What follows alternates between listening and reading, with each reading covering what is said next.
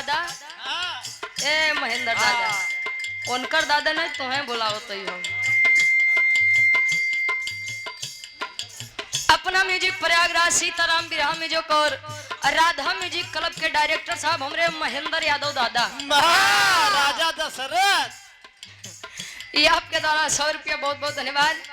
तो ईश्वर करे राजा दशरथ तो है तीने ठवर में संहारे रहा चौथी न आ जाए पहले के मेहरारू लंबा घूंघट करे काहे बदे जानत है उनका दांत बड़े बड़े राही बदे मोतो पे रहे तू देखे जाते रहा लोग बताओ कि पहले के दुल्ही मांग भर के सेनूर लगावे ऐसे कि हमरे दुल्हा की आयु लंबी होखे आज के दुल्ही तनी सा टीक लेती हैं जानत है काहे बदे ये जल्दी मारा दूसरे के जाई तोहार वाली कितना लगावत इनके लगौबे ना कर तन का भुलाई गए हैं